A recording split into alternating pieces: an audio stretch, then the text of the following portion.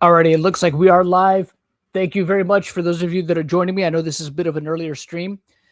It's because there's a lot going on today, so I figured I would start a little bit earlier. It's probably also going to end a little bit earlier because of that, but I do hope we can get through a good amount of what we were going to do today. But um, it's worth repeating for those of you that may not be up to speed on everything that's happening right now. But I'm pretty sure at this point, most of you already know what just happened earlier today, and that is so Reckless Ben has gotten an injunction or TRO that will basically stop him from uploading the third part of his docu-series for the time being. Now, before anybody is doom and gloom about it, we also got to remember this. Ben will have a chance to respond to all this. He'll have a chance to kind of fight this stuff. The issue right now, though, is unfortunately is as of this point, as of the recording of this live stream of things happening or what we know so far, Ben has not responded to the lawsuit just yet. And that's going to be a task within itself, because you guys got to remember that lawsuit, that's a 333-page filing that he's going to have to respond to. He's going to have to respond to the causes of actions against them. So that's it. Just that alone, just his response to Bricks and Minifigs lawsuit against them, that's going to be a pretty good sum of money he's going to end up paying just to respond to the initial filing, right? And then what'll happen from there is I'm sure there'll be a lot of amendments made in the filing for both sides, right? There's probably going to be things that Bricks and Minifigs is going to have to amend. There's probably going to be things that Ben has to amend. This is not going to be a short and sweet thing. This is not going to be a thing where just go to court. They have their day in court. There's going to be there's going to be court dates. Excuse me. There's going to be court dates for both parties. There's going to be initial hearings and things like that.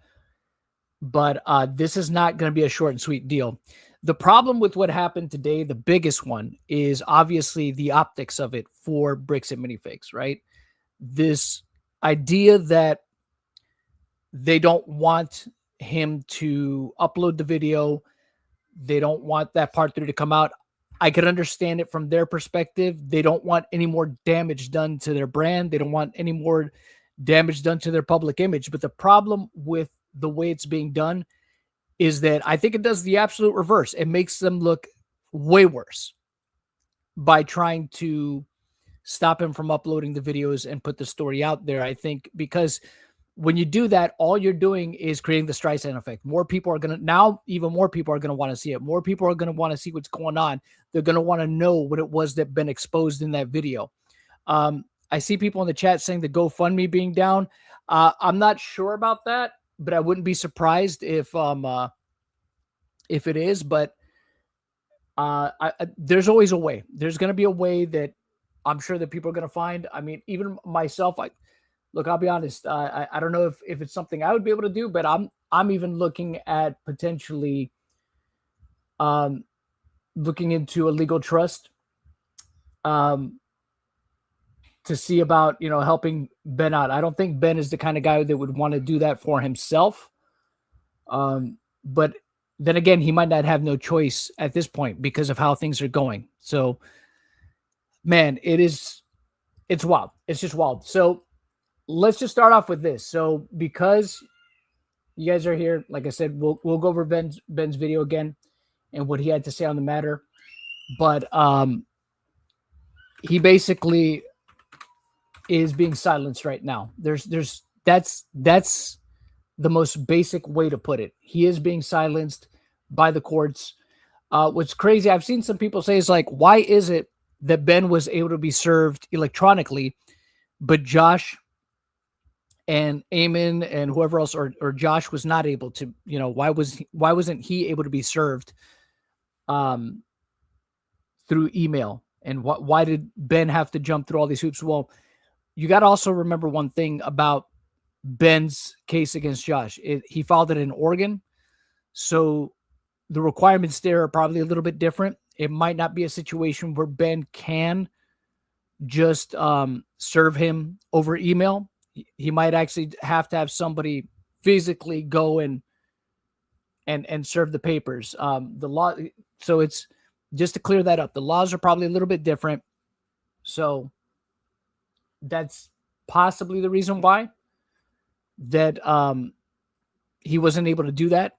And in Utah, the rules, at least the laws might be different in regards to how you're able to serve people in Utah. It's probably perfectly acceptable to serve papers through email addresses and stuff like that in Utah. So,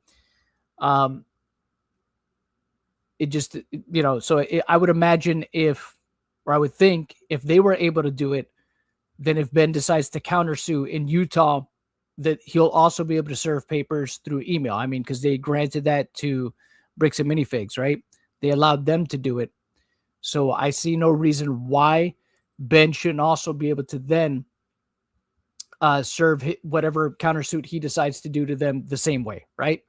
So let's see. So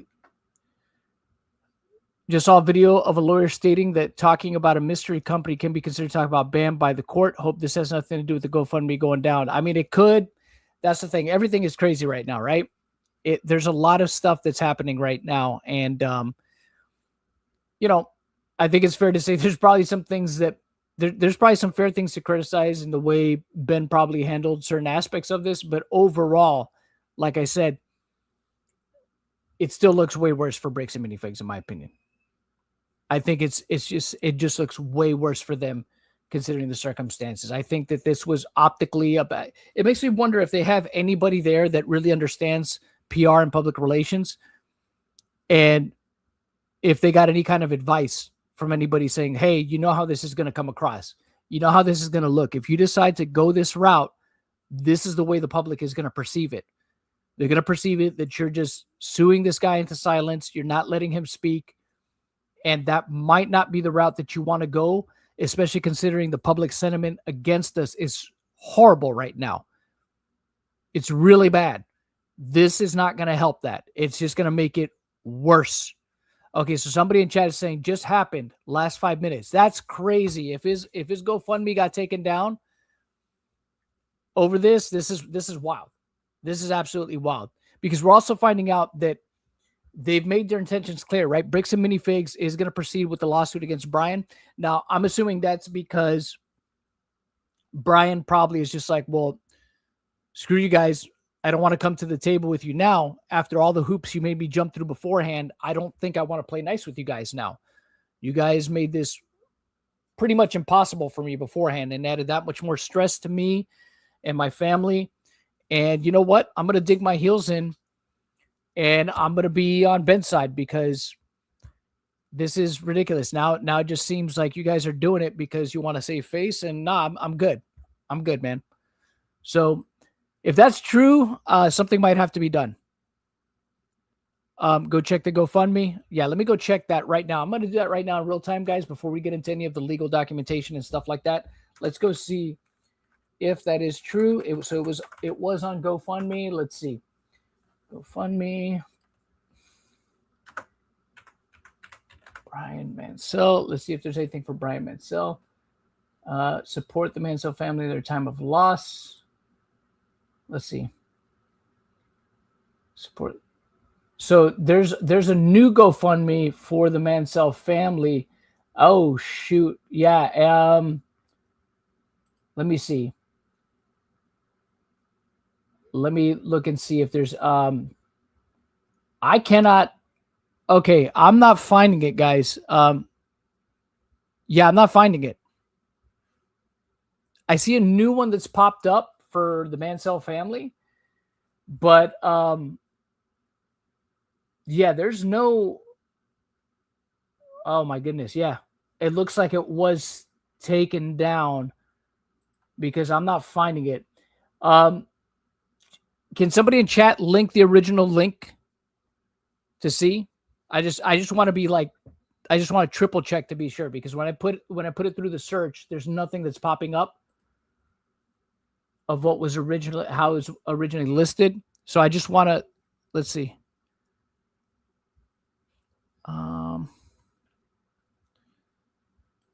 Let's see here. Probably going to need a mod to do it because I don't think just random chat skin. Oh, man. Yeah, this is not looking good. Yeah, this looks like it does look like it is, in fact, down. Yeah, I'm not finding it anywhere. Okay, so, oh, man. Okay. All right, so, yeah, it looks like it is down.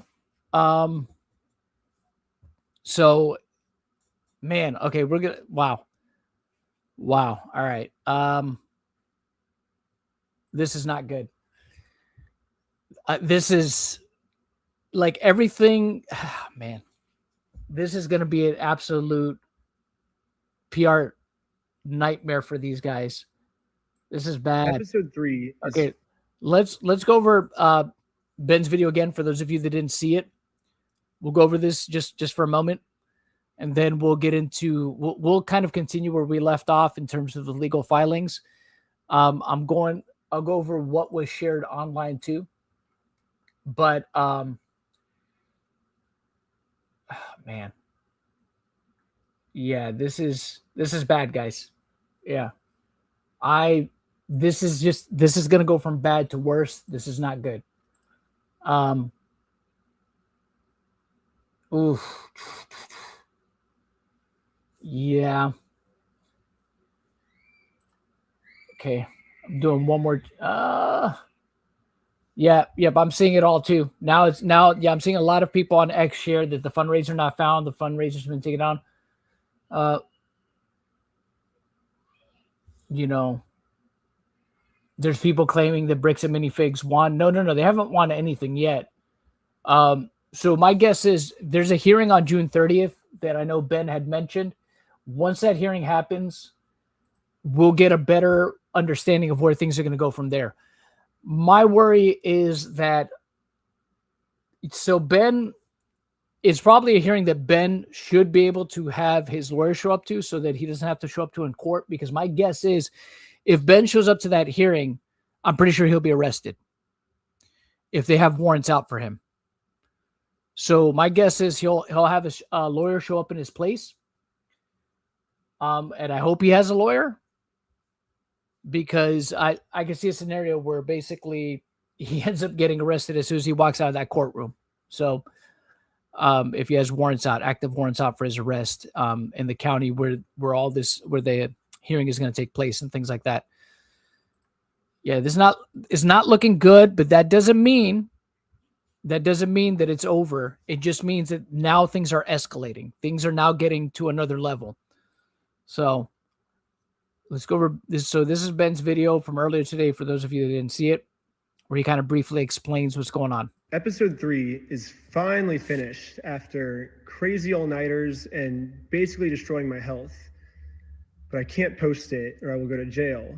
And not only that, I will also immediately lose my lawsuit of $300,000, and the GoFundMe we made for Brian will go straight to this mystery company that I am no longer allowed to talk about.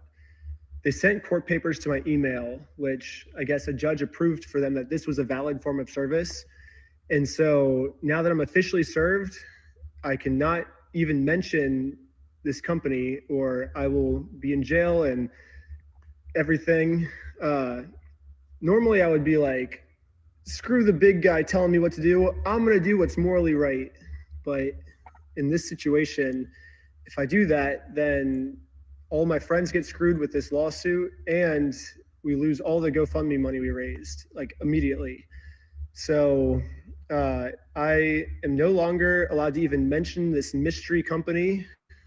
My personal opinion is that this is unfair because this order was put on me because this company was telling the court that I was making bomb threats.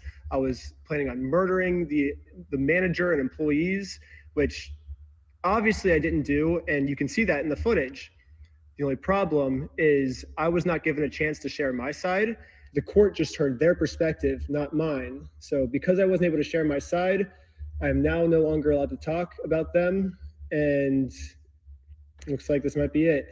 So, yeah. Yeah, a little disheartening to hear, right? But dang. Yeah, it's yeah, we got to see what's going to happen now. Things are definitely escalating. The video could be the reason why the GoFundMe was taken down, even though he didn't mention bricks and minifigs. It could be argued, and again, this is not what I'm arguing, but I'm saying that it could be argued by bricks and minifigs that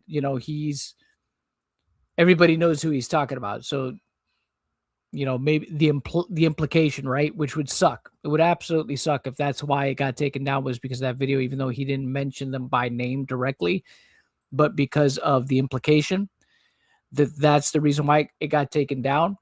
And again, look, I don't blame Ben, because obviously Ben is trying to do what he can, right? He's trying to make sure that the most eyes stay on this, and that the word continues to spread, because at some point, I mean, that's all you can do, right? Is just continue to spread the word. So man, this is just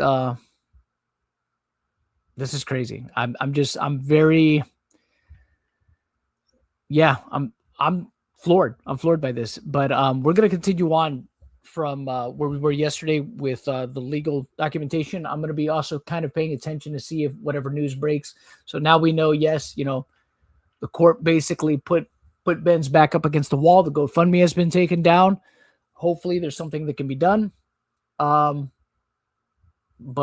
yeah, things are escalating at a pretty quick pace now. So we'll continue here from where we left off yesterday. This is page 33 of a 333-page filing, which, like I said, I'm pretty sure at some point is going to have to be amended. So we'll go over this here. So representative image and content evidencing Snyder and Snyder Group distributing an unauthorized raffle tickets and associated a fake gift certificate is set forth below. And then you see they share a picture from that video. Snyder and Victor, who is also being named in this lawsuit, and Snyder Group conducting an unauthorized raffle of purported Baker Salem merchandise. Defamation, vandalism, and trespass Part 1, separate actions by Snyder and the Snyder Group directly targeting the Baker Salem store, and indirectly BAM included trespassing to deface and post defamatory signage stating BAM stole the family's life savings. We sued, lost, and closed to avoid paying affixing materials to windows, acts of vandalism, and continued trespass, which Snyder allegedly later admitted, and distributing shirts, flyers, and banners with false and misleading statements and disparaging BAM's brand. A representative image and content separately evidencing Snyder and Snyder's Group furtherance of acts of defamation by allegedly creating an organ entity with a name We Steal from Old People website and an illegal logo for the admitted purpose of disparaging BAM are set forth below. So you see here, they show the logo, the infamous bricks and minifigs we steal from old people. Schneider and Schneider Group created a logo for their alleged entity with their slogan being bricks and minifigs. Then you see the exhibit there. We see the shirt. We steal from old people shirt. Snyder also set up a booth outside a BAM franchise store location in Salem, Oregon, and by his own admission, impeded, stopped, and redirected customers from entering the store, directly interfering with plaintiff's business operation and intimidating and scaring customers and compromising customer relationships. Representative images and content separately evidencing Snyder and Snyder's Group acts of vandalism to create a website entitled We Steal From Old People.com, selling disparaging merchandise, trespass upon and defacing of Baker's Salem's property, and false, disparaging, and defamatory statements are set forth below. So before we get into that, I'm pretty sure one of the things I'll also probably sue for. Oh, and here's my co-host, Aura. Aura, welcome to the stream. Hello, John. How are you? How you doing, brother? I'm doing well, John. There's a lot of turn of events going on today. Oh, yeah. Big news day for this stuff. Now the GoFundMe just went down. Things are getting crazy.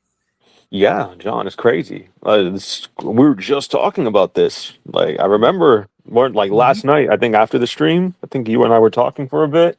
I was like, Yep. yeah, this is going to get ugly. And like, it's moving fast, very fast, you know? Yep. You know, so And we'll it's see how getting this very goes. ugly. Oh yeah, yeah. Well, I was telling you, I'm like, I think what they think is like they're trying to make them look as bad as possible with any means possible. Like, for example, like I think I was telling you, I was like, Ben could probably technically have broken a law, but like I was telling you, they kind of, twisted his arm. At like what point, he needed to get their attention somehow, right? But Correct. they're just going to make him look as bad as possible and like, see, the law is on our side. You know what I mean? They're basically utilizing the law, and I guess to break the law, if you want to think about it that way. Like, Kind of, yeah. It's definitely they're trying to use it for. They're definitely trying to use it to sway public sentiment, but it's not really working. I think it was a bad move on their part to do well, this. like, yeah, I think it's supposed to be like, you see, like, we're not the bad guys. They lost. They're the bad guys. I don't think it's going to play out like that, though. We've seen, what you've done. Like, we have seen for ourselves. Like, we can judge you for ourselves. I also think kind of like they wanted to get ahead of part 3. I think that's kind of what this is. I think that's exactly it. I think that's what it is too. I think they were trying to get ahead of part 3 because they knew that part 3 is going to keep things going. But the thing is, look, by now, by stopping it from coming out, they're basically they brought way more attention to it. Oh, absolutely. Because I was like, remember when part 2 came out? That was just like a little update, and look what happened to the police department. They're in shambles. Like, yep. Yeah, so it's the worst possible move they could have done. They should have just stuck to litigating stuff in court. Because again, even if him putting out the videos is stuff that that they're going to put into the lawsuit regardless. So it's just it's probably it's going to come out somehow. Yeah, and I'm sure it's probably going to leak at some point. So, now whether or not Ben does that, which I don't think he will, but I know people are saying, well, what happens if it leaks? If somebody were to hack Ben and it leaks, well, then it leaks. But if there's some way that they could tie it back to Ben, it's not good for Ben. Which they will. They'll probably subpoena, for example, if it's uploaded on YouTube, they'll probably subpoena that channel and like find out where it came from, figure out who it is, who it belongs to, and see if they're related to Ben. Shit like that. So So honestly, at this point, it probably would be best if people didn't try to take matters into their own hands to try to, upload that, because it's not going to help Ben. Like I said, unless it's completely, unless it's something that no way to trace it back to him, which they're going to do everything they can. They're going to see if they could trace it back to him if it does leak. And that would just look way too convenient, right? Like this happens, and then all of a sudden, like tomorrow, it leaks online. That would look terrible for Ben. Even though, and let's say, even if it was like a master hacker that did it with no ties to Ben whatsoever and no way to trace it to Ben whatsoever, it still wouldn't look good on Ben's part. So, and that's what they would argue. That's exactly what Bricks and Minifigs would argue. See, he was court ordered to not do this, and he found a way. He skirted that and had somebody else upload it on his behalf. So, well, if he breaches the court order too, like everyone's fucked. Like everyone, if he doesn't just go down, it's not just him anymore. It's his friends involved. It's Brian, I think anyway. It's Brian, but yeah. Brian's still named in the lawsuit, and it seems like they're going to keep that up. They have every intention of suing Brian in the matter. They haven't taken him off the lawsuit, so I guess whatever deal that they had is now off the table. With Brian. So this is going to go forward with the people that are named in the suit. So this is this is crazy. It's like I said, it's escalating at a pace that even I wouldn't have expected, but. I really think they think that this is going to save them. I'm telling you that it's, when you get to the point, like, what else we got to lose? We look like shit, know? I think that's part of it too. I think they feel like it's going to stop the bleeding a little bit if they do this, but it's not, it's, I don't think so either. I think they're toast. I think at this point, now that they've gone this far, bro, like they're damned if they do, they're damned if they don't. Like, at the very least, they might as well win the lawsuit and try to win money. I think that's what another thing is. I think they want to win money as well, because all that GoFundMe money, I think Ben said if he uploaded it, all that money would basically go to them. So, Yeah. And now it's just gone. So Now the GoFundMe is down. So go fund me. How would Patreon take a W over you guys? No, I'm just kidding. yeah, it's crazy, right? Yeah. But we'll go over some of the legal filings here. And like I said, I'm trying to pay attention to any new. Also, trying to pay attention to any new news posting about this stuff. But yeah, it's oh boy, it just went from bad to worse. If you guys see anything, let us know. We'll talk about it. Yeah, we'll definitely try to keep up to date on stuff that's breaking. So we'll go back here to the suit though. Is 52126, and they put the timestamp: member of Schneider Group trespassing, climbing ladder to the top of Baker store, wearing a Lego yellow head covering to illegally deface and hang a defamatory banner sign stating "We steal from old people." Separately, Snyder is trespassing and tabling outside the Baker store to stop customers from entering the store by sharing false and misleading statements depicting theft. And then you see all the pictures that they're sharing here. We all saw this in Ben's video. So there's the merchandise table. There's Ben outside the store. All the different stuff that he had made for. This one's kind of funny, right? The barf bag. What's going on inside is so disgusting. It's going to make you want to throw up. Yeah. So these could be claimed as parody, I think. No.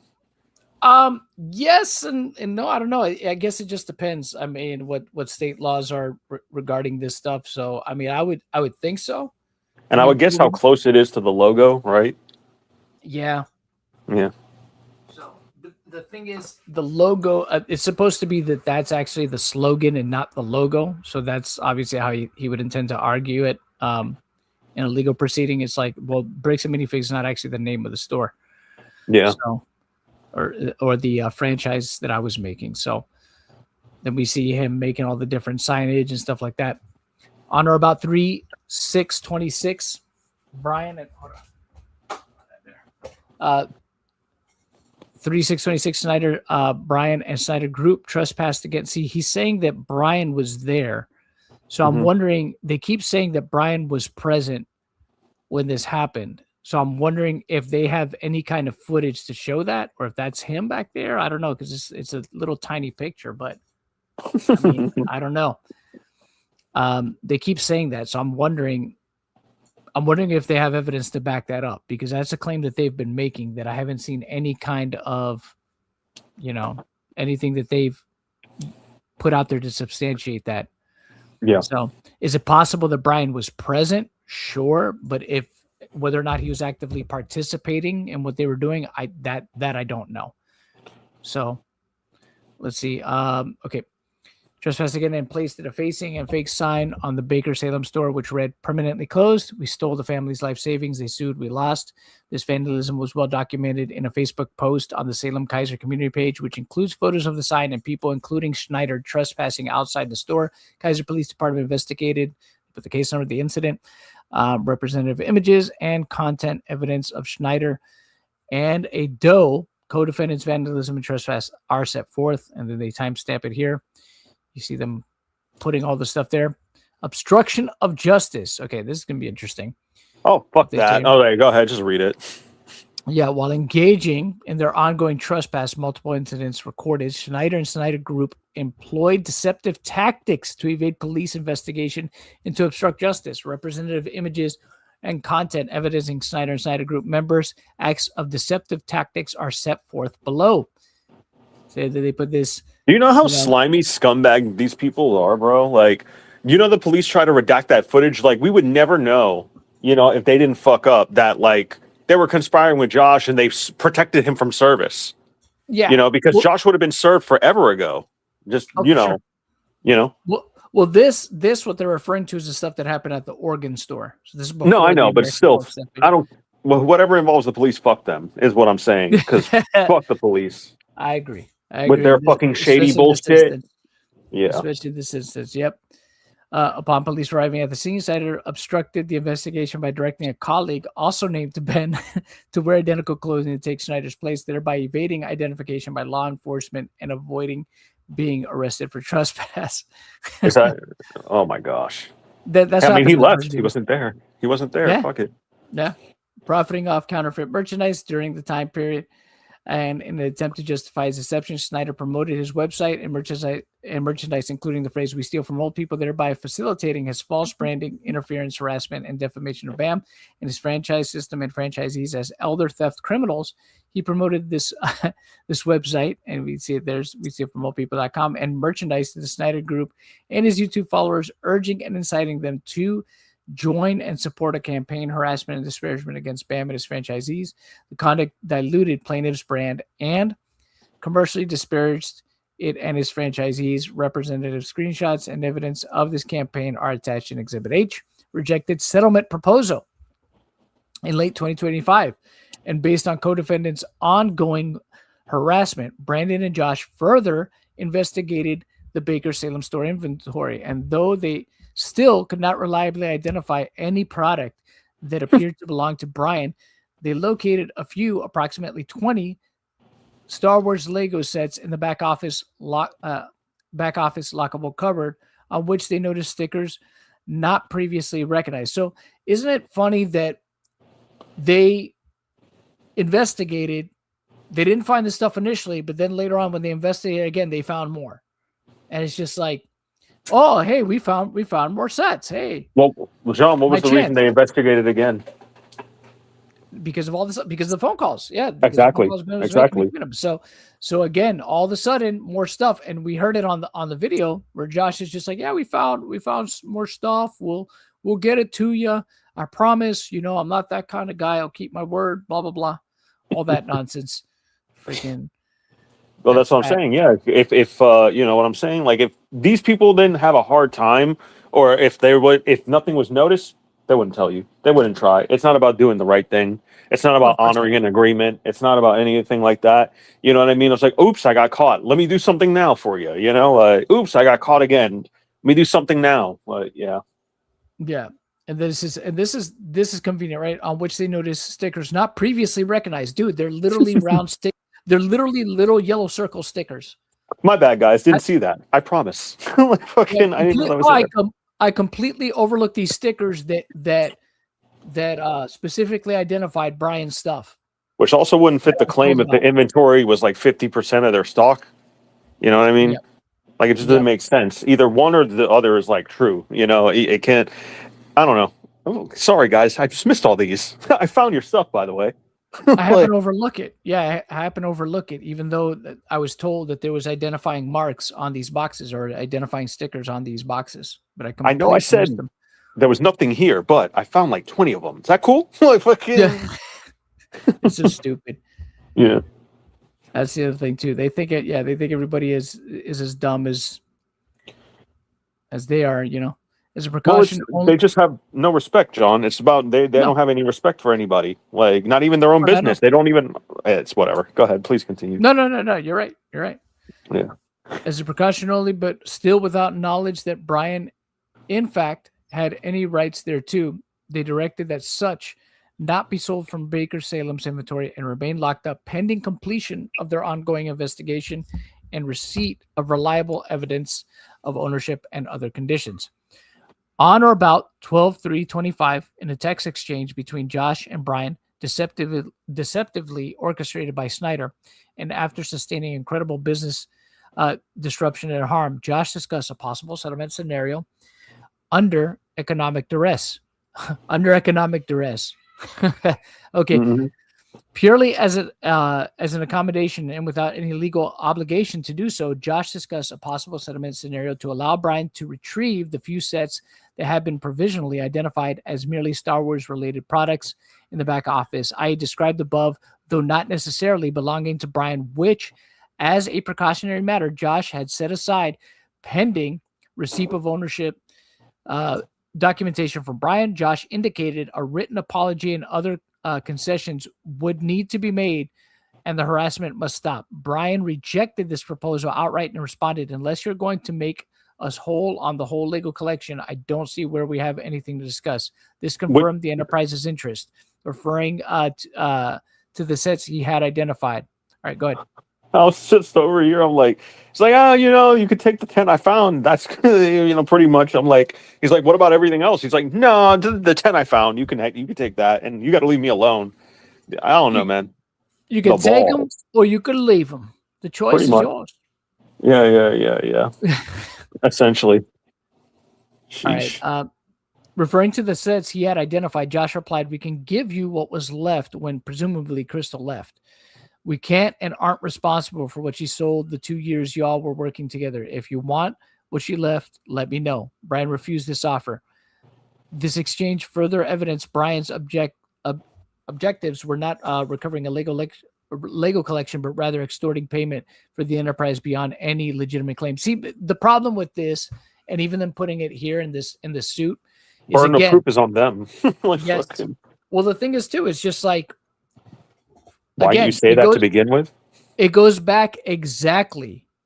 It goes back exactly to what we said yesterday. First, the store was empty. Then, we found some Lego sets. And then, no, there was no Lego sets. And then, no, there was only a few. Oh, there was only 20. There was only, you know what I mean? It always only changes. 20. Crystal actually sold them all. You should go talk to her, but we'll give you what we have left. Yeah, I know. Yeah, it's crazy. They basically just, jump around with whatever. It's just this happened. I found them, guys. Yeah, story kept changing. Yeah, it's just like there was nothing there. But then, hey, we found some. But then, hey, it's not the amount that they said. It was only this amount. Yeah. Crystal probably stole the rest. Yeah. So it's not my fault she didn't pay you. Exactly. Crazy. So in December 2025, Schneider and an associate entered and unlawfully remained at BAM's corporate offices in Utah and filmed without permission using concealed devices. They refused to leave when directed, effectively trespassing. BAM contacted the Provo Police Department, initiated a report, and requested charges. During this December 2025 encounter, BAM's corporate offices, Schneider demanded $200,000 and stated that failure to pay would result in a reputational harm and that matters would become very bad. BAM reported this attempted criminal and civil coercion and extortion to police authorities. This incident was incorporated as part of Provo Police Department case number regarding which BAM understands an investigation remains ongoing. Shortly after Schneider's December 2025 BAM corporate office incident, Crystal initiated a second January 2nd, 2026 legal demand letter through a new Utah counselor after waiting approximately 13 months, whereby she reasserted her previous unsupported 1224 demand letter claims. BAM responded and again denied all allegations and provided evidence to rebut such. Under the FA, that being the franchise agreement, BAM proposed a face-to-face meeting, which was held but unsuccessful in resolving the private dispute. In connection with which BAM proposed a full document exchange, Crystal and her counsel refused to produce any further records, including a signed copy of the 11/23/23 consignment agreement and an inventory and payment records. Upon information and belief, Crystal informed Schneider of BAM's rejection of the face-to-face meeting and her renewed legal demand regarding the private civil matter. In the course of BAM and Crystal's face-to-face meeting, and as a veiled threat to BAM, Crystal asserted that she and Benjamin could and would not stop Schneider's continued harassment involving as an alleged documentarian. So I like how they phrase that, right? Yeah. It's just like that basically, obviously I'm pretty sure she didn't say that, right? She just said like, when they probably said like, hey, do you think you could tell Ben to stop? It's just like, well, I can't really tell him to stop. He's going to do what he's going to do. That's probably what she said. Right. It's like, he's his own person. If you got issues, you're going to have to deal with that yourself. It's just like, I can't tell this kid, I guess I could talk to him, but why would he listen to me? I mean, it's just like, BAM specifically raised concerns Crystal had improperly shared confidential information with Schneider and Brian in the meeting. Upon information and belief, though Crystal relocated out of the country for approximately a year through early 2025, she still engaged indirectly in the enterprise and in support of the unlawful activities described herein. The Kaiser police have informed BAM that she has returned to the United States and has been interviewed. Okay. And in 2526 call with BAM as a part of the attempted dispute resolution, Crystal and Benjamin threatened that if BAM did not pay their demand of $300,000, they would not be able to control the documentarian Schneider from releasing damaging and doctored videos harming the company. Okay, I'm wondering if they got proof of that, right? The extortionistic threat directly evidenced their knowledge, conspiracy, aiding and abetting, and coordination with Bryan and Schneider. Thereafter, Schneider and Schneider Group and affiliates also initiated a series of fake lawsuits not properly served against fictitious entities to create fake basis for them to deceptively claim that they won a lawsuit in Schneider's published YouTube content, which was false and misleading. And in furtherance of the enterprise, none involved BAM or Baker Salem legitimately.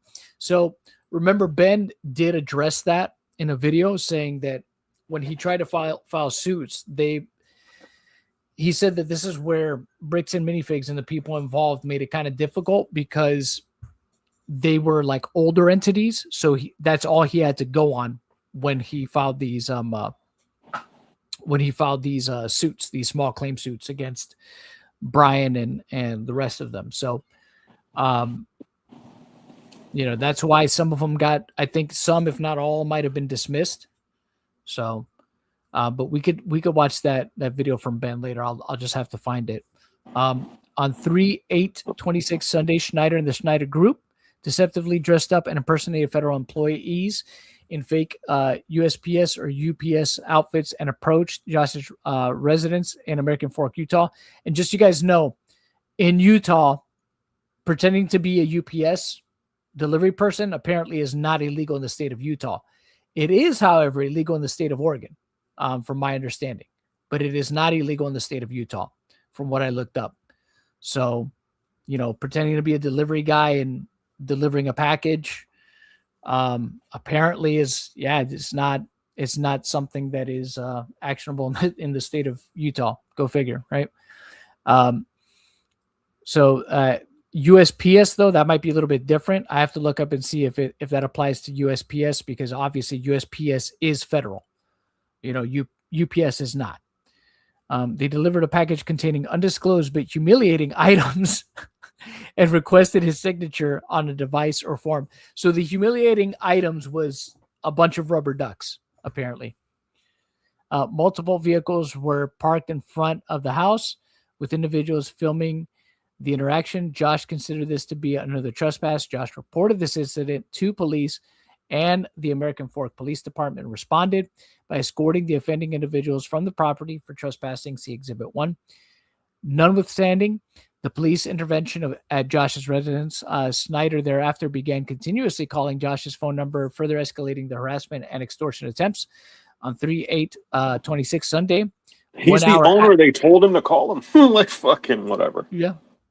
Well, remember, he had to make a good faith effort to serve the suit. So on 3/8/26 Sunday, and 1 hour after harassing Josh above, Schneider and the Schneider Group deceptively dressed up and impersonated federal employees in fake UPS or USPS or UPS outfits, and delivered a package to Bryan's residence in Sandy, Utah, containing undisclosed but humiliating items, and similarly requesting a signature upon information and belief.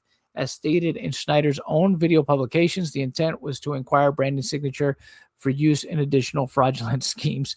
Multiple vehicles were parked in front of the house with individuals filming the interaction.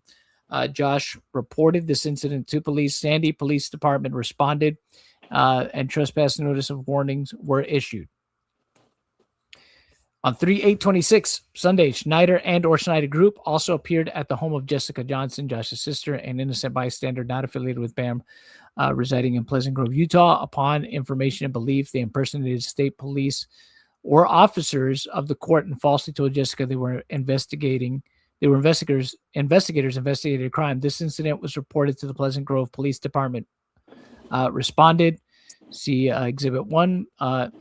So this is an interesting one, because we don't know if this has anything at all to do with Ben or his group, right? This could just be some people that were trying to inject themselves into the situation, which I'm sure this has probably happened a lot. I'm pretty sure there's a lot of people that are local over there that have tried to, quote unquote, help the situation, but have done some things that are like, off the cuff and probably illegal and more hurtful. And more hurtful to the situation than anything else. So just like the person that threatened Amanda, who was a store owner at the Oregon location, I'm guessing that was not somebody in Ben's group that did that. I know I'm giving a lot of charitability there, but I don't see why. I don't think anybody that would be affiliated with Ben would go that far, or I would hope that none of them would go that far. That was probably just some random person that has been hearing about what's been happening and thought that that's how they would rectify the situation by going and doing something really stupid like that. So we'll continue on here, though. So we have here on 3/9/26 Monday, a member of Schneider's group again appeared at Josh's home pretending to be a member of his church congregation to lure him out of his house and to harass record him. The member informed police that he had been paid by Schneider to do so. He reported this harassment, and American Fork Police Department responded, and a trespass warning was issued, and Josh told him never to return. On 3/10/26 Tuesday, Schneider and a team member visited Josh's house to further harass and engage in content creation, which was again reported. American Fork Police Department responded.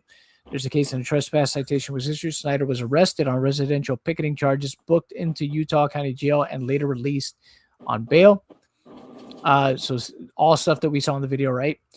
And on 3/11/26, Schneider and Schneider Group trespassed again to deface and hang a defamatory banner in Josh's subdivision in American Fork, Utah. Look at the way they phrase this, right? To deface and hang. Like, they didn't deface anything. They just hung up a sign. They didn't deface. Well, they hung up a sign. They had the permission of the owner. And then the cop is like, you should take it down or else you'll get in trouble too. Yeah. Basically.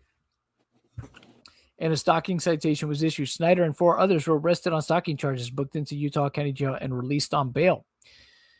On 3/11/26 Thursday, Schneider and his team. So I think they meant to put 3/12 because he put C.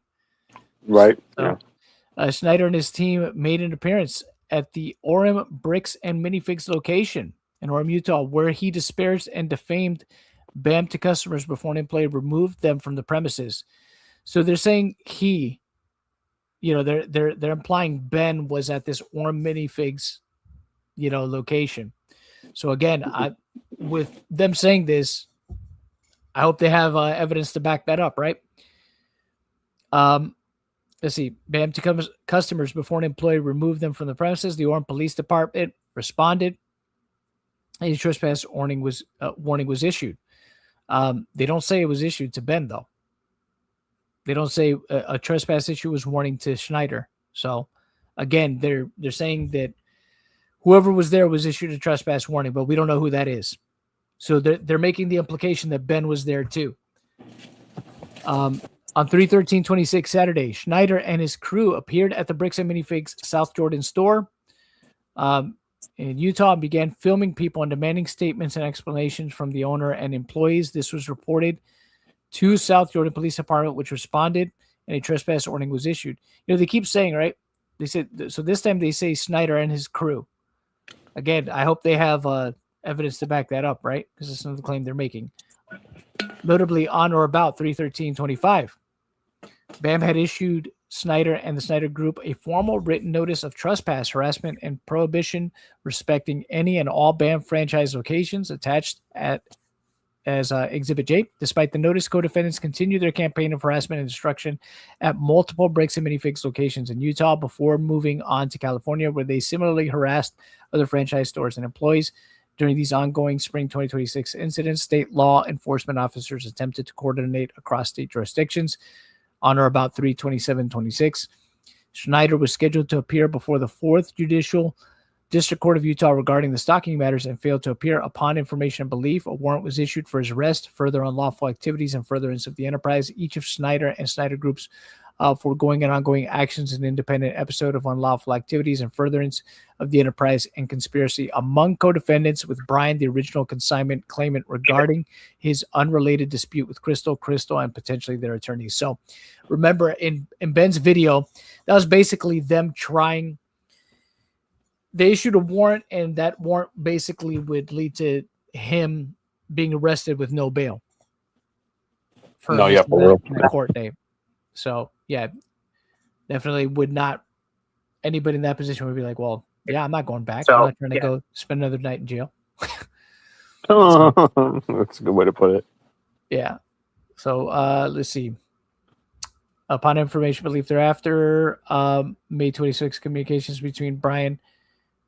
Okay, hold on. Oh, here we go. As evidence in this record, co-defendants very carefully planned their pattern of unlawful activity, which was known and coordinated by and among Crystal, Brian, and Schneider, including alienating public and legal actions.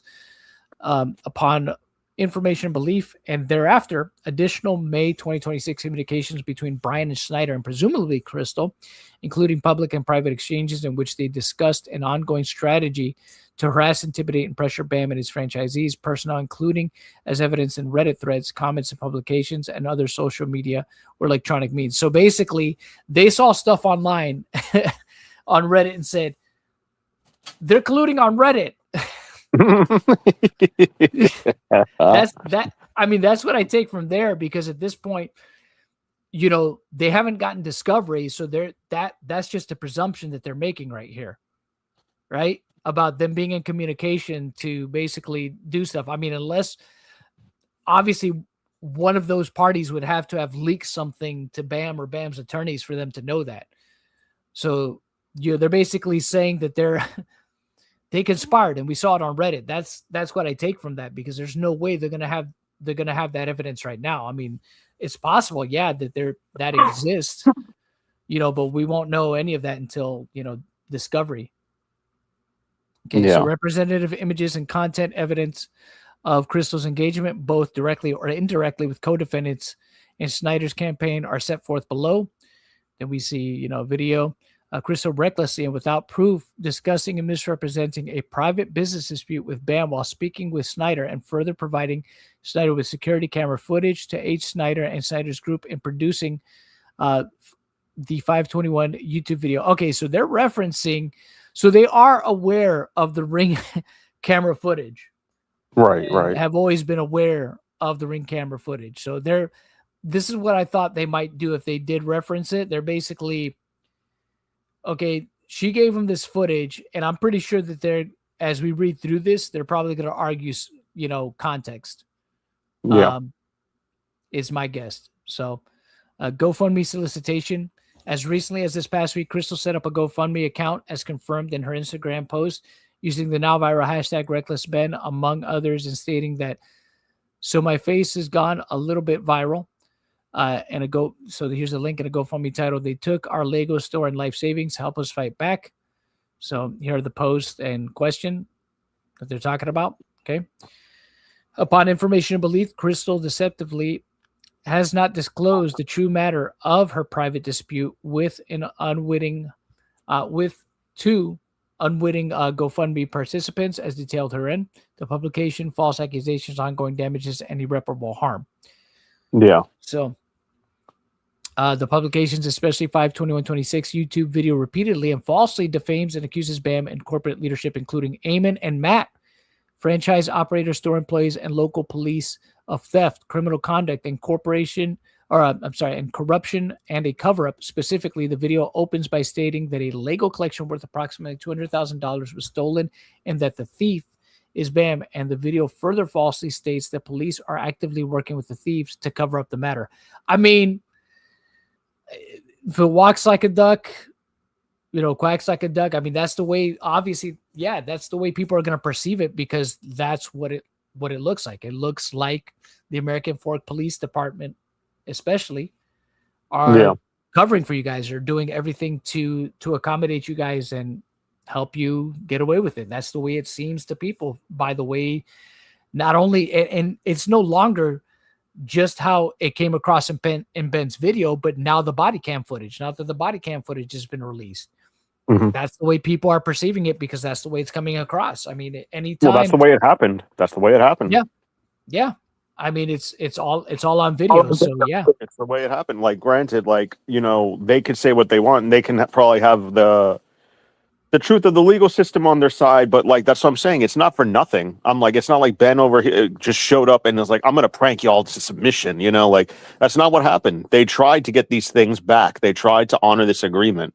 At least so far that we know. But at the same time as well, we've seen how these people behave. We've seen the runaround. We've seen the manager be like, call the fucking owner, but I'm not going to give you his name. You got to leave. They trespass you.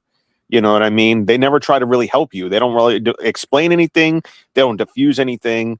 And what else is it? That's another thing. They utilize the police. That's another fucking thing. They utilize the police. We saw them protect Josh from being served after they volunteered to serve him, after Josh has to see the papers. Like, we've seen all this. We see everything. So I'm like, whatever they want to say Ben did or broke, I'm like, they did equally shitty shit. They did equally probably illegal shit. What the cop did by helping this guy evade service, I don't know if it's legal or not, but like, what a scumbag thing to do. Yeah, my understanding is that it's not, what he did was not illegal, but it is very apparently. It is very inappropriate, and officers should not be. They're meant to serve and protect, not just the only people they like. Like, yeah, they shouldn't be putting themselves in a position where they're giving any kind of legal advice or shouldn't be in the position of looking corrupt as fuck. Yeah, like, or protecting somebody from, legal action and stuff like that. They're not really supposed to do that either. You know what I mean? So it's like, as soon as he agreed to take over the papers, he should have followed through with just giving over the papers. But the thing is, then he thought about it and was like, he didn't want to put himself in a position where he might look bad. And it's just like, dude, you already said you would give the papers over. And again, look, if they're fake, like how Josh is claiming to your face, they're fake, they're not real, then what does it matter if he gets the papers or not, right? Because then he could, hey, if they end up being fake, then it's not going to go anywhere. So, and that's the thing. He knew that the cop knew, being filmed on body cam footage, that if he hands those papers over, obviously, then yeah, if it goes to court, Ben's side is going to be like, see, look, he served them the papers. Yeah. So, and him trying to say like, or even if it goes to like a hearing or something where the question comes up of whether or not the service was done, there it is. It's caught on video. So yeah. But here we go. The accusations are defamatory and false, misleading, unsupported. Let's see. And as the matter mischaracterized in the publication concerns a private disputed store level consignment inventory issue involving specific local parties, Crystal and Brian, and an independently owned and operated franchise location, not in adjudicated corporate theft by BAM. No court or law enforcement finding has established that BAM stole or wrongfully converted any property or participated in any police cover-up. Again, it's not the way things look, but as recorded in the 5/21/26 YouTube video, Schneider directly confronted Eamon, the CEO of BAM, falsely representing and stating you took the Legos, asserting he is lying and stating that Eamon was in on this cover-up. Video evidence of this confrontation is included in Exhibit C. The video does not confine itself to commentary. It depicts and promotes repeated in-person confrontation at BAM stores and corporate offices, including visits after personnel asked Schneider to leave, police involvement, trespass warnings, and or citations, covert recordings, attempts to obtain employee and other information, and branding, stunts, obstruction of customers, and pressure tactics intended to force Bricks and Minifigs to act outside normal legal processes. Evidence of this is included in Exhibit C. In the video and podcast, Schneider repeatedly threatens BAM, stating as an example that he will do whatever it takes and that he will stop at nothing in the campaign to extort. Look at the way they phrase it. Stop at nothing in the campaign to extort monies from, to, and harass, bully, threaten, and assault BAM and its personnel. What a way to frame that, right? Yeah. Yeah. They're the victims, John. Yeah, of course. C5/21/26 YouTube videos, minute 640. He frames BAM's response options as either responding with the extorted payment, i.e. the easy way, or continued assaults, destruction, and damages of any kinds, i.e. the hard way. These people are so shitty, man. At minute 1424, he further threatens that BAM deserves to have its life ruined and describe plans to engage in intentionally provocative and even illegal acts to force litigation or further public pressure. CID at minute 26 in publication. Schneider even goes as far as to incite and solicit BAM employees to act as undercover agents, stating he needs a Utah criminal defense lawyer and intends to take the entire corporation down. At minute 128:48 through 125:08, these incitements and solicitations have created and continues to create a substantial risk of unlawful harm, injury, damage, disparagement, defamation, public and private nuisance, disturbance of the peace, harassment, intimidation, unauthorized access, employee manipulation and abuse, and business interference and disruption. Though unsupported by court records, Snyder publishes the false and defamatory claims that BAM lost in court and that a default judgment proves liability, stating, "We win by default." That he may somehow seek a default is not a final default. Judgment, enforceable judgment, or in adjudication of theft. Further, Snyder That's not entirely accurate. I didn't mean to cut you off, but like they said that Ben stated that he was on the phone with somebody, you know, unless they're claiming that person wasn't real. Yeah, he was with somebody from the court. The court of clerks or whatever. Like that's what I'm saying. Like they were like, yeah, I guess you can file a default judgment. It's not like he's just like, I can file default judgment. You know what I mean? I don't know why they said it like that. Is what I'm saying. Yeah, it's probably because of the sign after and stuff. Further, after Snyder made his public claims, BAM discovered multiple fraudulently filed Marion County, Oregon small claims court filings against Josh, citing erroneous entities and filed by false or unrelated parties. All of these filings made in January 2026 were dismissed by Marion County, and a county sheriff's report was filed regarding the fraudulent filings. An additional Marion County filing was made by Snyder in 2026 and is currently pending dismissal. Incitement and solicitation of additional and or third-party death threats. Okay, so I'm guessing this is where we get what was said to, you know, some of the people at the top there, right? On or about 5/21/2026, and in furtherance of the conspiracy and following publication of online amplification of Snyder's false accusations through the publications and co-defendants directly or indirectly solicited, incited, and or caused BAM and its associated franchisees and or personnel to receive death and bomb threats. These threats have been reported to relevant local law enforcement agencies and the FBI. True and correct copies of various threats towards plaintiffs is attached as Exhibit K. These threats have been extremely concerning and personally and collectively damaging to BAM, its franchisees, and all personnel involved, prompting heightened security measures, lack of productivity, increased business and legal expenses, and a significant distraction of management and operation. For example, following the publication of 5/21/26, BAM received the following threatening email from F yourselves at youclowns.com stating, well, I would feel threatened. I got a corporation with Frenchies and our specialty is messing your shit right up. Would be a shame if you if you fucks got a visit from any of the Frenchies owners, because I just can't control what they do on the Frenchies level. I heard they leave the place quite messy. Hope your dickhead CEO Eamon is a strong boy. Obviously not okay. That's obviously. Isn't he basically just saying he has a bunch of dogs that are going to shit everywhere? I think so. It's a veiled threat, obviously. Well, not so veiled threat, but yeah. On 5/21, immediately following the publication, BAM received another threatening email from clown at fyourselves.com stating, I will be mailing you guys some explosive Lego sets, super hot items about to go boom. Your CEO, Eamon, has 2 days to step down before random store is going to get fun packages. You've been warned. So obviously, yeah, not okay for that. But again, you know, that's the internet. That's what happens. I mean, it's unfortunate. It's not something they should, but yeah, there's going to be people that do unhinged stuff and act on behalf of themselves, you know, just to stir the pot.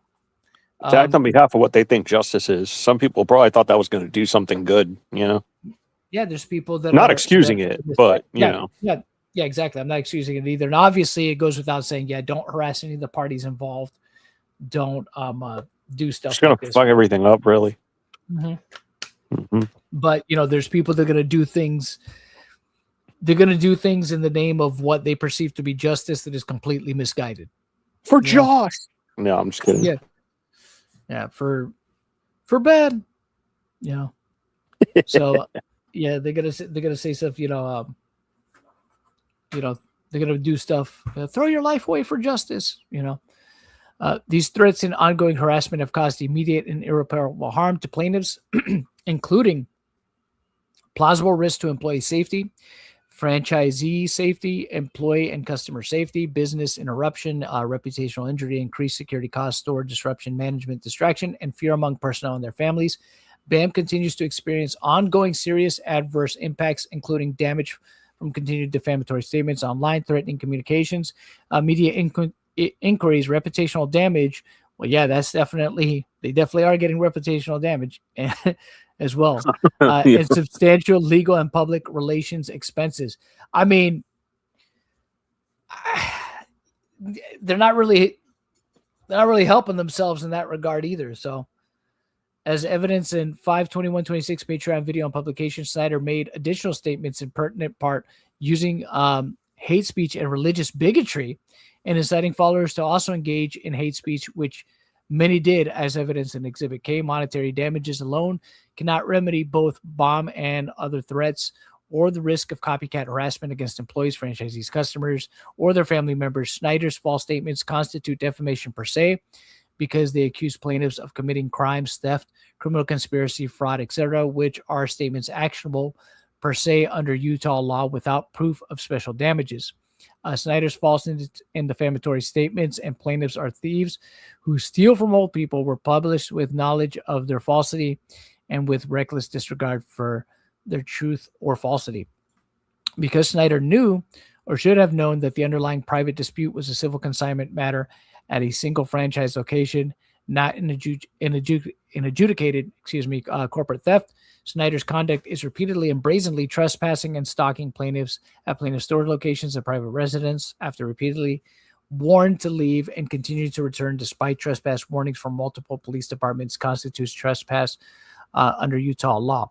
Snyder's use of the We Steal From Old People slogan, website, and merchandise in connection with BAM brand undermines, tarnishes, and damages BAM's brand and unlawfully associates the famous BAM brand with unsavory and negative qualities.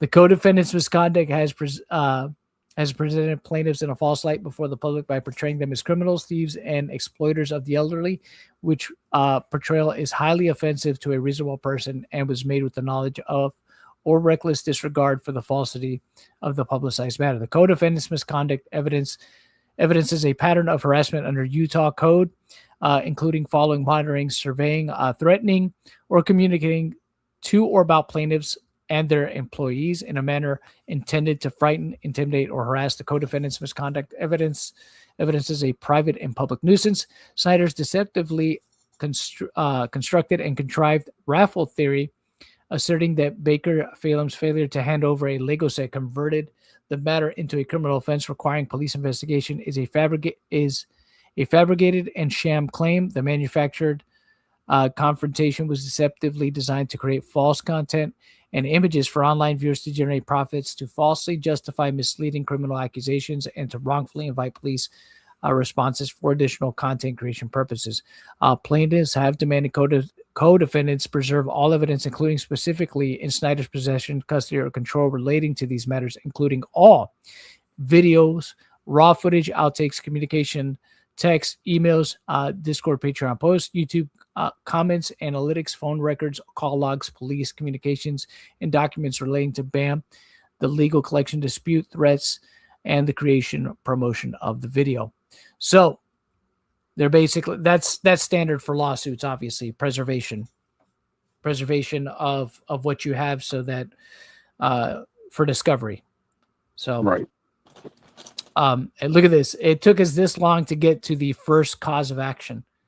It's like the first cause of action is 58 pages in Sheesh. of this suit. This is wild. So the first cause of action, Utah RICO. Plaintiffs incorporate the foregoing allegations as though fully set forth herein.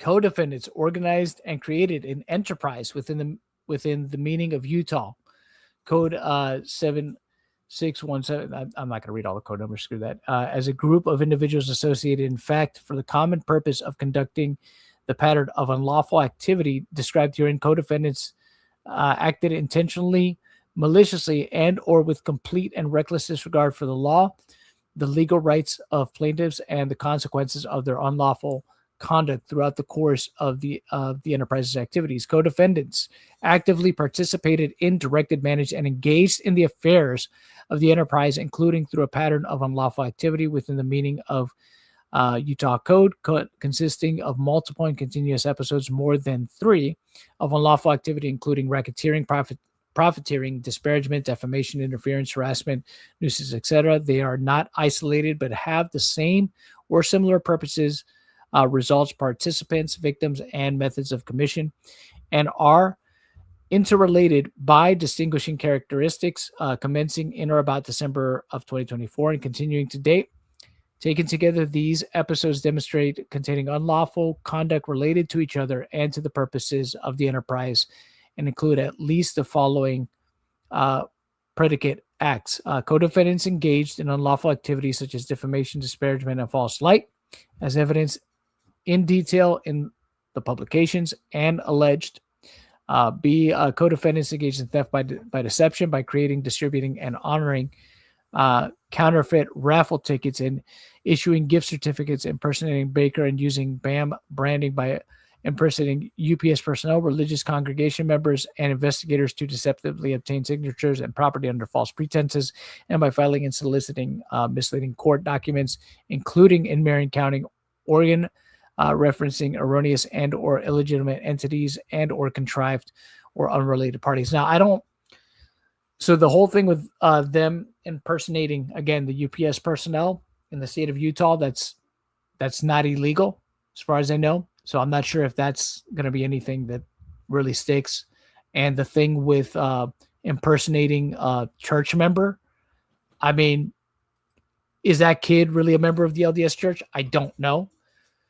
I guess we'll find out if that's. I mean, the church got involved at some point. Didn't they kick him off whatever the fuck little committee he was on or whatever? So supposedly Josh Josh himself said he was part of the high council of his church. And there's been word going around that supposedly he was removed from the high council at his church. Now, I would have to get like concrete evidence of that. I don't see any reason why the church would speak of that publicly. If that were the case, there would have to be people from that church that are credible. They would have to come forth to confirm that, because I don't think I sincerely doubt the LDS church is going to make a public statement on a matter and be like, oh, well, by the way, we kicked this guy out of the high council. You're welcome, internet, Yeah. I'm pretty sure that's stuff that they'll just handle privately, and they're not going to wade into it publicly. I mean, they're probably already getting their own share of, backlash on whatever social media that they have. I see no upside for them to engage in it. They're smart. So, so let's see. And also, to be fair to, that church, I mean, obviously they didn't sign up for whatever is happening with Josh, right? Right.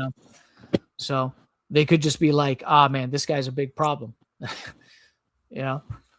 So co-defendants engaged in theft by extortion, threatening to release damaging and doctored videos harming BAM unless BAM paid $300,000, by demanding $200,000 from BAM and threatening that matters would become very bad if BAM did not pay, and by framing BAM's response options as either paying extorted sums by the easy way or continued assaults, damages, and utter destruction the hard way, illustrated by explosion of BAM of BAM or its franchisees.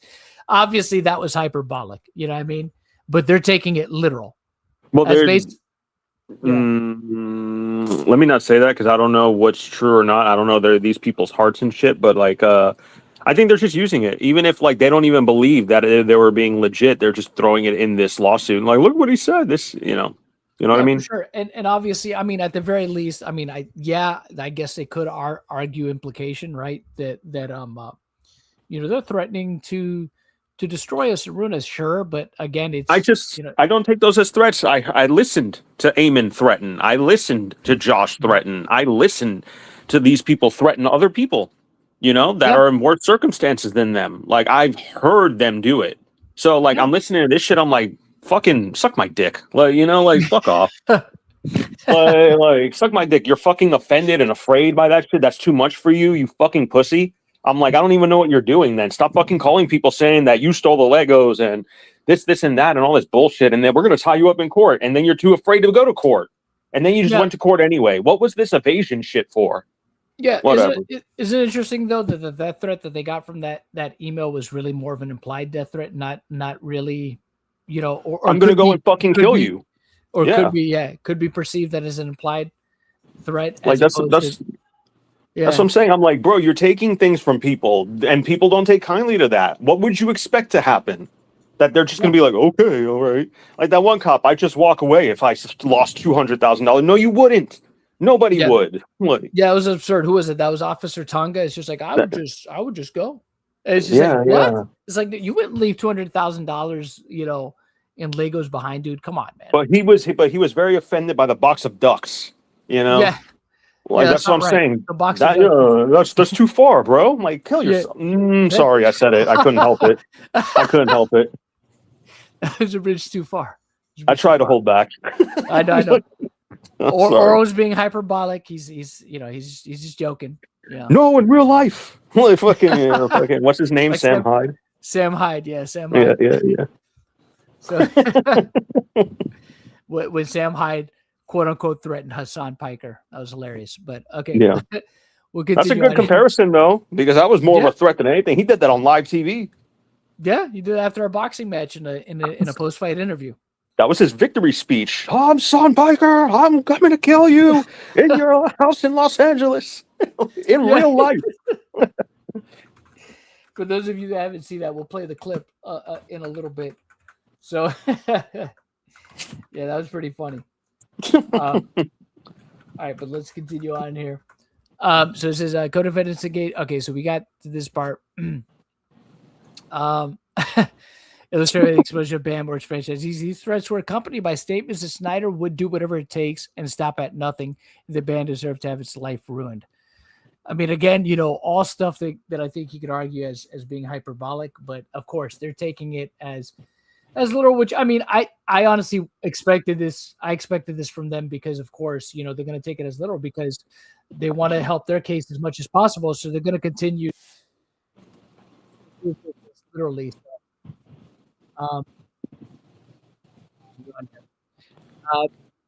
An actor commits communication fraud if the actor has devised any scheme or artifice to defraud another or to obtain from another money, property, or anything of value by means of false or fraudulent pretenses, representations, promises, or material omissions, and who communicates directly or indirectly with any person by any means for the purpose of executing or concealing the scheme or artifice, devised a scheme to defraud Bam.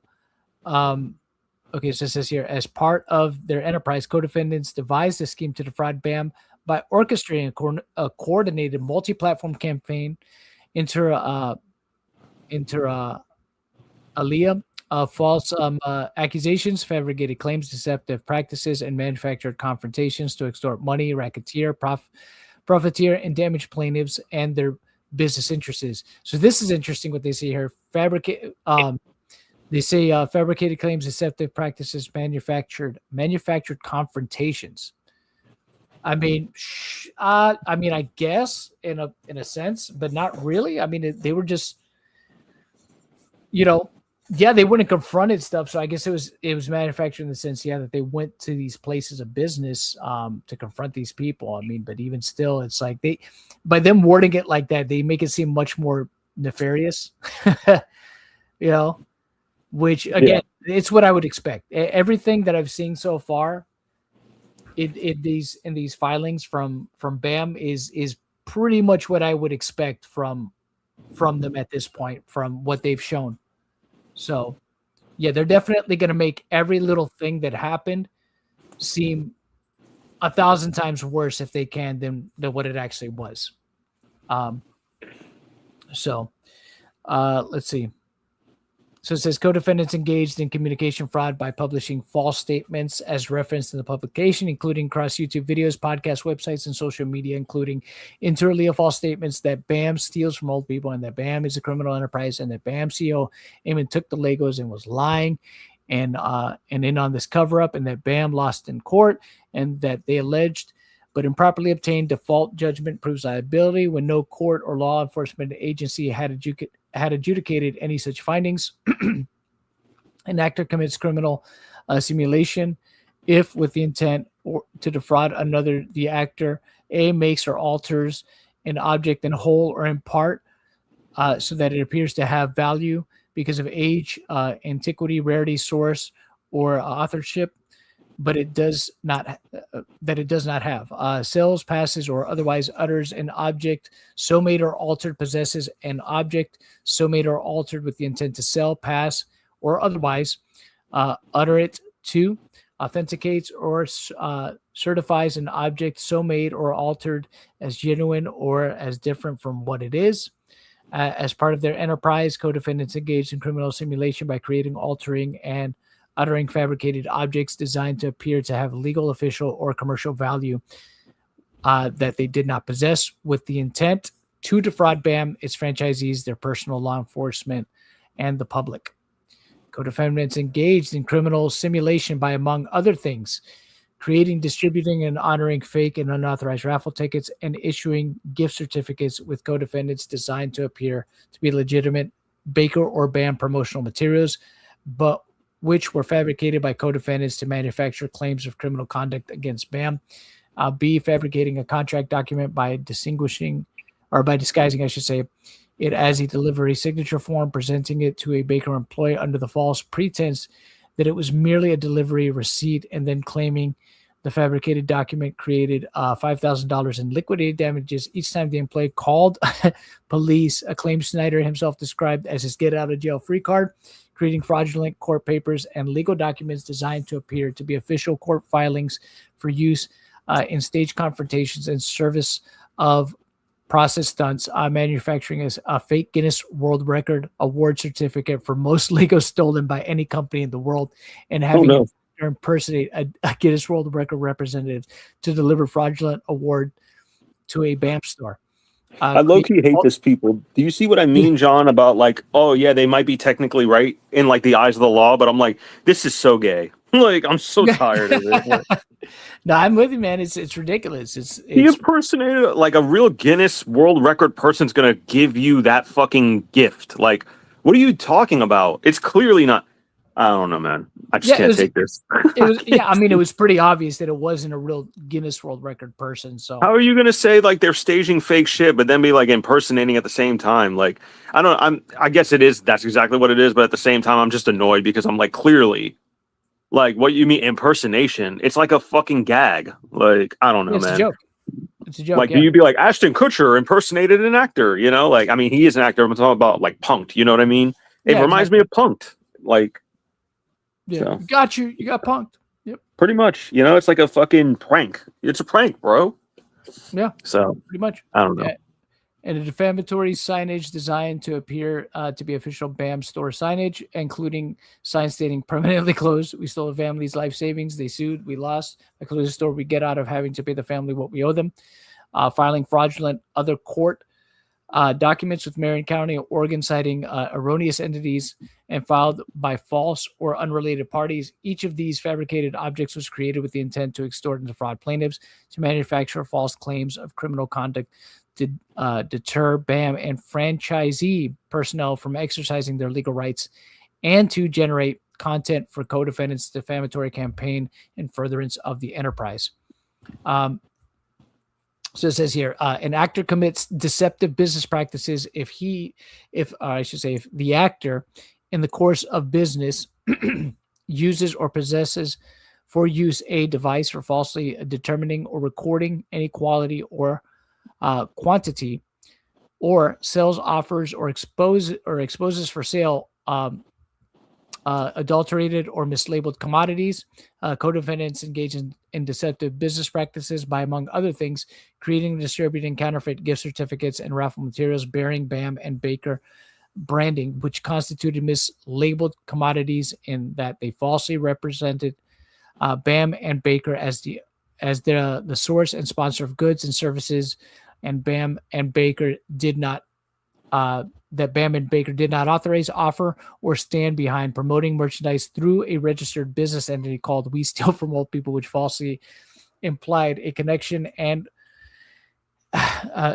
to an endorsement by BAM and the franchise system, operating a trespassing booth outside BAM store locations, displaying mislabeled signage, selling merchandise designed to appear connected to BAM and Baker's brand, while falsely representing that they had engaged in criminal conduct, impersonating UPS personnel, religious congressional congregation members, Guinness World Record personnel, and investigators to obtain signatures under false pretenses, which signatures were then used in fabricated documents designed to appear to have commercial or legal value, and creating and distributing materials falsely representing that BAM stores had permanently closed and had lost in court proceedings that were mischaracterized and or did not exist, with mislabeled statements were designed to deceive the public regarding the nature and status of BAM's business operations and furtherance of the enterprise.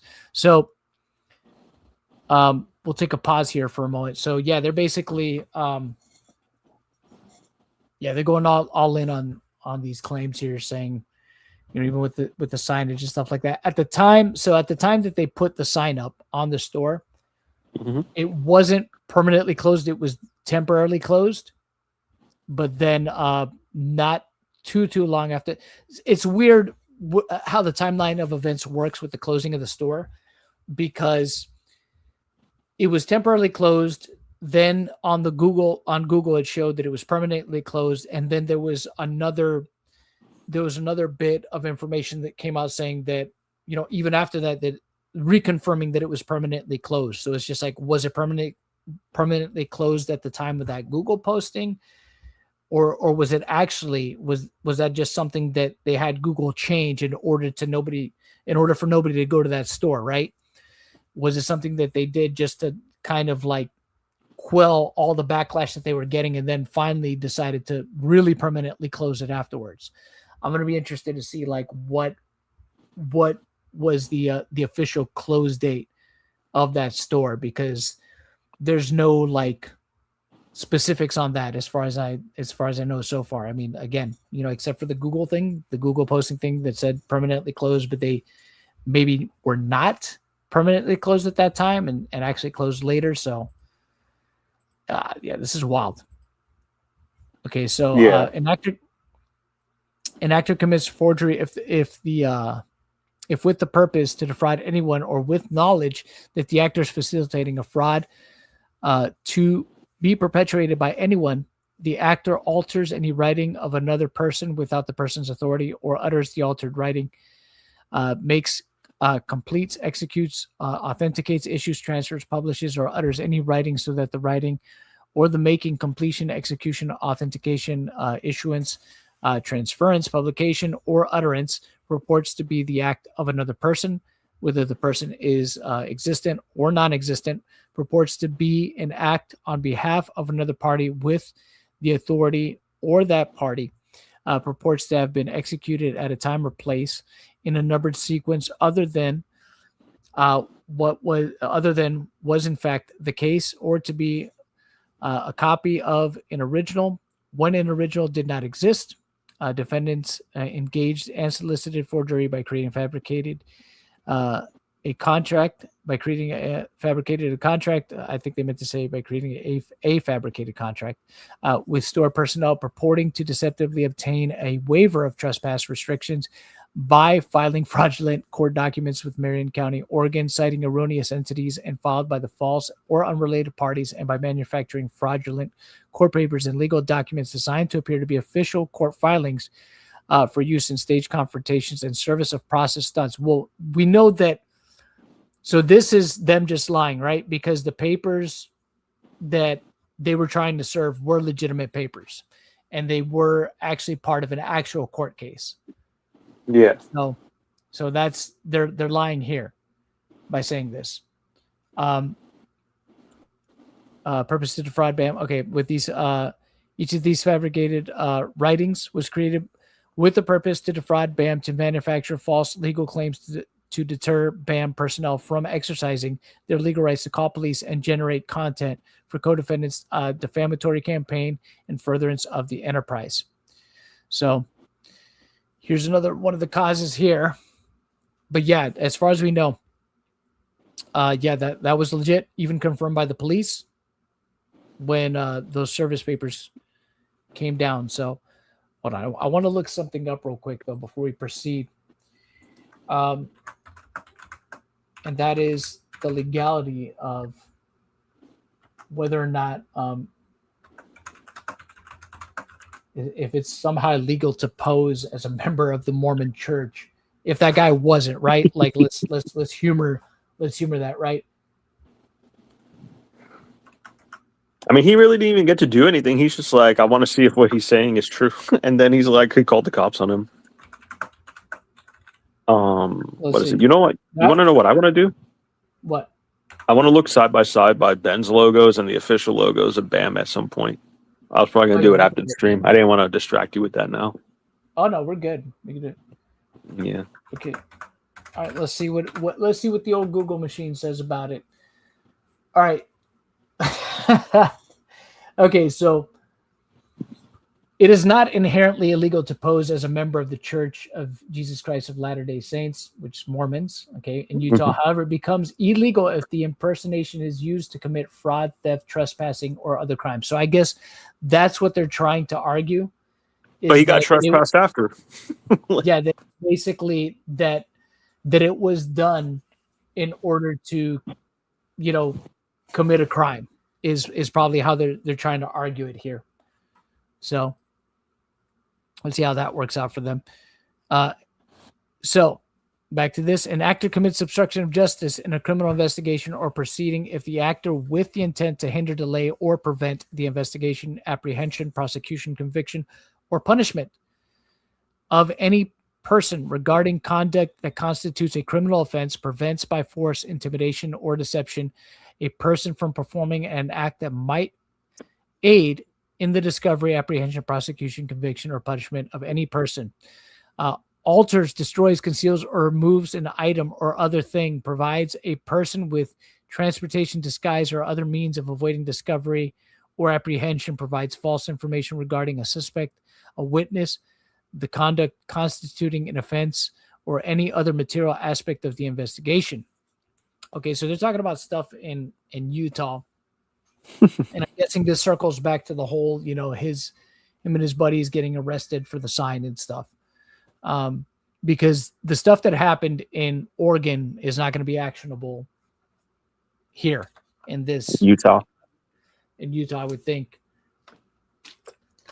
But then again, it is a suit filed by the company, so maybe, I don't know, because it is a federal filing, so maybe.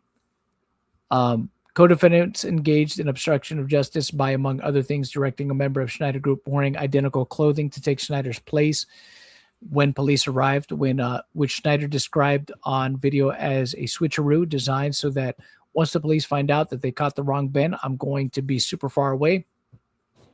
Conduct that constitutes providing a person with a disguise or other means of avoiding discovery or apprehension using fabricated documents, including forged contracts and manufactured court papers to mislead police officers about the nature and legitimacy of their activities, which conduct prevented by deception law enforcement from performing acts that might aid in discovery, apprehension, prosecution, conviction, or punishment of co-defendants, deliberately brainwashing Baker's employees by luring them into secluded locations under false pretenses, stage challenges, and awards in the middle of the woods, and subjecting them to psychological manipulation techniques to induce them to provide false information to law enforcement about the status of the legal collection and Brian's reimbursement, and creating deep fake video content of Brian's likeness to manufacture false statements and evidence. Each of these acts was committed with the intent to hinder, delay, or prevent the investigation, apprehension, prosecution, conviction, or punishment of co-defendants regarding conduct that constitutes criminal offenses in furtherance of the enterprise. So I'm not sure if the deepfake video really falls into that. Right. As far as the other stuff, maybe. I guess it just depends on, Oregon law, and because this is a federal lawsuit being filed, then maybe that's something that is illegal in the state of Oregon that also will apply here. I don't know. But as far as the video goes, I mean, the video, remember, it was not something that was meant for any kind of law enforcement. It was basically a test to see if this douchebag Josh would make good on his promise or not. So, Yeah. But also, I'm sure that Josh is the kind of guy that 100% would use that video as a means to, like, he would weaponize it as a means to say, like, look, he's apologizing. Therefore, because he apologized, it's an admission of guilt on his part. You know what I mean? It's somehow Right. guilt on his part. He's definite, and that's a good thing that Brian recognized when he was talking to Ben, and it was a good thing that they made that deep fake, because he kind of already knew, like, hey, they're probably going to use that as some kind of an admission of guilt. So, Right. And I'm pretty sure that's exactly what a guy like Josh would intend to do with something like that. Like, okay, so now if we go to court, I have something where he's basically, here's his admission of guilt, but it's fake, so it's not going to be, it's not going to be able to use it in court. So, let's see, co-defendants engaged in repeated acts of trespass, harassment, private and public nuisances, and interference to undermine, damage, and disrupt plaintiffs' business interests and personal lives in furtherance of the enterprise. Co-defendants engaged in threats and inciting threats by third parties against plaintiffs, including bomb and death threats, property damage, and personal injury in furtherance of the enterprise. The foregoing predicate acts, among others, occurred within 5 years of each other, are not isolated, and have the same similar purpose: to extort money from and destroy plaintiffs, results, harassment, defamation, interference with business operations, nuisance participants, Snyder, Brian, Snyder Group, and Snyder Enterprises, victims, plaintiffs, their employees, franchisees and families, threats, physical harm and injury and property damage, and methods of commission, impersonation, deception, coordinated harassment campaigns, publication of false statements and threats. Co-defendants conducted or participated directly or indirectly in the conduct in the enterprise affairs through the pattern of unlawful activity in violation of Utah code. As conspiring racketeers and profiteers, co-defendants have received or will receive proceeds derived directly or indirectly from the pattern of unlawful activity described herein, including paid streaming revenue, advertising revenue, merchandise sales, subscriber fees, Patreon contributions, and other monetization of defamatory publications and related videos, content, and harassment campaign, and have used or invested such proceeds respecting the acquisition of an interest in the establishment of operation of the enterprise in violation of Utah code. Co-defendants conspired to violate Utah code in violation of code of Utah code as a direct and proximate result of co-defendants' enterprise and associated pattern of unlawful activity. Plaintiffs have been injured and damaged in their persons, business, and properties, including damage to reputation, loss of customer relationship, loss of franchise goodwill, business interruption, lost profits, increased security cost, emotional distress suffered by employees, franchisees, and their families, and cost of defending against false accusation and responding to threats which are ongoing in nature. By reason of the foregoing misconduct, plaintiffs are entitled to an award of actual, general, consequential, incidental, and punitive damages, together with a statutory damage equal to twice the actual damages sustained pursuant to Utah code, together with the cost of suit, including reasonable attorney's fees under Utah code, pre- and post-judgment interest therein, and any other relief deemed appropriate by the court, including injunctive relief, requested infra orders requiring co-defendants to divest their interest in or control of the enterprise, and accounting, disgorgement of all proceeds obtained, and reasonable restrictions on co-defendants' future activities. And here's the second cause of action. Geez, that was just the first cause of action we went through. Oh man, I can see why this filing is so huge, because they're stuffing everything in there. Oh, did I lose you for a sec, man? What happened? It like crashed. I was like, at least it wasn't the whole stream. I thought it was the whole thing, and I was like, no, it was just me. It like crashed, it kicked me out. Yeah, I was wondering. Yeah, this is wild though, man. That was just the first cause of action we just got through there, man. I know, right? After that whole They're shoving as much as they can in here to see what's going to stick. And there are going to be some things that will probably stick, unfortunately, because I'm sure that Ben and his people met, they met some of these, I'm sure, at least the bare minimum for some of these as well. That's why, like I said, like some of the stuff that he did that he got arrested for, like with the stalking, he did meet like the bare minimum requirement for them to arrest him for the stalking. So there's going to be things in this suit that, him and his group did probably meet at least the bare minimum. Well, with the help of the police, like, with the help of them, like fucking brainstorming on, how to get them legally, I'm sure they'll have no problem with pinning shit legally. You know what I mean? Yeah. Yeah. But what I think, like I said, and I've stated this, and this is something that I'm pretty sure I'll continue to reiterate throughout the course of us covering these documents in this legal proceeding, is that the longer this goes, the more the public sentiment is going to be against BAM. But at this point, they might not even care about that anymore. They might be just like, screw it, let's just try to get money and just deal with the public backlash. Yeah. Or later. It could be like I said, they might take the victory and be like, no, look, we're the good guys, Like, go ahead. No, go ahead. I was going to say the victory will probably be, what was that thing that Crow always said? Perception is reality. So the fact that the perception, I think I even compared it to the Amber Heard thing when she won in Europe with the trial in Europe. Court. The UK court. Yeah, which is easier to win, like defamation and stuff like that. Well, it was insane because the judge was all like, oh, well, if he can't recant, he's lying. If she can't recant, it was the abuse that was too much. But, like, that's besides the point. Do you remember when he lost that and everyone took that, like, loss as, like, oh, he's just totally guilty, Yeah, like he's going to be done. Yeah. It's the perception. And same thing with, I think they're going to try to do with Ben. They're going to just make them look like a group of hoodlums and be like, no, we were just being harassed. There's no evidence of anything else. They just came and harassed us for no reason. Yeah, and I think that's the strategy too that they're going for at this point is if we because that is that and that's something we've talked about in past cases too. When people go to court, they're always going to, even if the person that wins the case was the villain in the case, it gives them bragging rights. They get to claim like, well, we won in court, so we were right, even though that doesn't necessarily mean that they were right.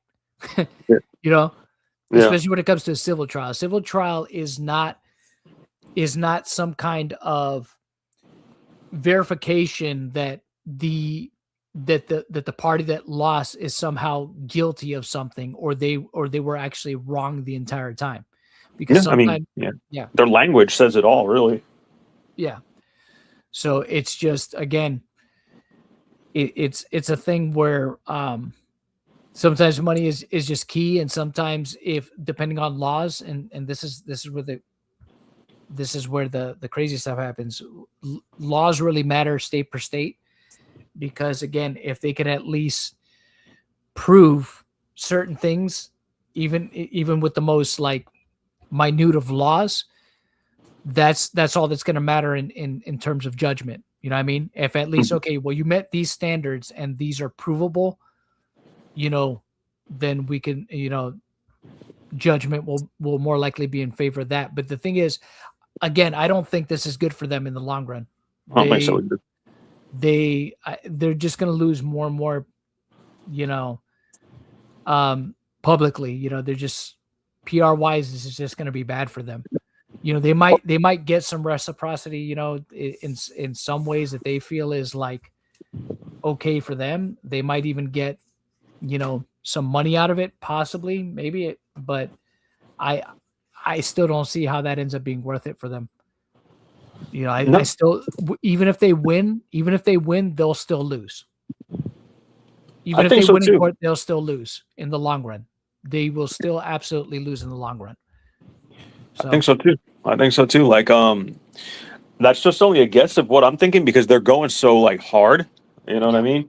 And like that's what I'm saying. Their focus is kind of everywhere else. Like that's what I'm saying. I'm like they should have clarified the shit with Crystal. If Crystal was a part of anything, they should have like, been a little more, I guess, transparent is what I'm trying to say. But Yeah. they're not. No, they're So. not. Well, the thing is too, with all these causes of actions that they're seeing, I'm pretty sure some of these are going to drop off in amended complaint in the future. I don't see a scenario where all of these causes of action actually end up being in the final amended complaint. I was just like, yeah, no, I don't. There's no way. As I'd be genuinely surprised if they somehow did, but I'm pretty sure that once Ben and his team respond to stuff, and there's been a few hearings and a few more filings, the judge is going to come back and be like, okay, yeah, I don't think this is actionable, or this, or this, or this, or this, or this pertains to this. You guys gotta amend your filing. Well, you like another trim, problem, you got to trim some of this fat. So yeah, another problem I have too is like, I don't know what it is, but it seems like everyone just takes the side or believes the corpos and shit like that. Like, it's a theory. I don't know if this is true, but I feel like one of the reasons the judge allowed them to serve Ben via email, which is fucking nuts. I mean, I'm not saying that it's impossible. I'm just saying that the fact that like he had to go through hoops, but they just get to send an email. You know what I mean? Like, and then therefore he is served and now has to deal with this insane fucking lawsuit while they're attacking the GoFundMe and like destroying. That's what I'm saying. They're really out for blood. Like they're doing a lot of steps to make sure he can't fight. You know. Yes. To make sure they can't fight, I should say. Yeah, that's exactly what they're doing. They're Otherwise, why attack the GoFundMe? If like you're confident in your lawsuit and you have the proof and shit, why take down the GoFundMe? Like, I don't know. Yeah, they're doing everything they can to hamstring his ability to fight back. No, this should be a cinch. It should be a cinch, but you're trying to like block shit like that. I think they're afraid. I think they were afraid of the GoFundMe, to be honest. That's a good like a cushion, you could use some for, what is it, Brian's dad, and you could use some for your legal battle. You know, he had doubled what he lost in 200,000. Yeah, so. I think so too. And that's the thing. And they're basically going to do whatever they can, I think, at this point to hamstring. Like we know it. They try to take down his Patreon. They're trying to ruin this guy, Absolutely. Yeah. They're making 100%. Good on what they said. Like, that's what I will never forget, that this was their threat, and this is the execution of their threat while they complain about being threatened. Do you see what I'm saying? This is why I will never take their side. I don't care how in the right. I don't care how like legally right they are. I'm like, you're fucking scumbags, bro. Yeah, they're doing everything they can to stop the momentum. But the thing is, now it's just going to, man, this is going to cause an avalanche, man. It's just even worse now, I think. It's just there's going to be even more momentum for him, and we'll just see who gets more fucked up by the avalanche. I think when it's all said and done, I think when it's all said and done, the smoke clears from all this. I think it really is going to. Man, it could be the beginning of the end of that company, man. It really could. I don't think they'll ever recover from this in the public eye. Yeah. I just don't like now. Before I would say maybe over years, maybe they can rebuild the trust. But I could see a scenario where they end up just probably having to completely rebrand, you know what I mean? Or people step down from their position of leadership over there in order for the company to survive. I mean, they're probably gonna have to cycle through certain employees. Like, I don't know how Eamon is still going to work as CEO. I just don't know. Like, after you see this guy and he's like, well, we're just going to tie you up in court and shit like that. When people are trying to approach him for a solution, and that's the CEO, you know what I mean? Well, I think again, given with how these guys were talking to the police and the ego that they seem to have, I don't think he's going to step down. I think because he seems like the kind of guy is just like, he'll fall on that sword. He's just like, well, he'll blame everybody else. Didn't they let go of Josh and Brandon? Yeah. I think that's a hill he's ready to die on. You know what I mean? Oh yeah. So, but like that's it'll be everyone else's fault. It's Crystal's fault. It's Josh's fault. It's Brandon's fault. Like, I don't even know who the new franchisee owner is, if there will be another one. Yeah. But, well, they registered for the store in Eugene, I believe. They registered it under, I think one of the people that registered it was, I believe, Matt McNeff. I'd have to go back and check the document, which is, I believe, Eamon's brother. So there's a whole fantastic. new LLC that's being established for that store. So we'll see what happens with that. And as far as, you know, the Salem, the Kaiser Salem store, that one's done. You know, that Right. one's now officially gone as far as everyone knows. So, but we'll get into the second cause of action here, but we'll probably wrap it in about 10 minutes. We'll wrap up this stream. And you know, we'll yeah, this is, oh geez, this is quite a Yeah, it's very overwhelming. then we'll try to continue the rest. We'll try to continue on with a few more of the pages on tomorrow's stream. So, second cause of action: defamation per se against co-defendants. Plaintiffs incorporate the foregoing allegations as though fully set forth herein.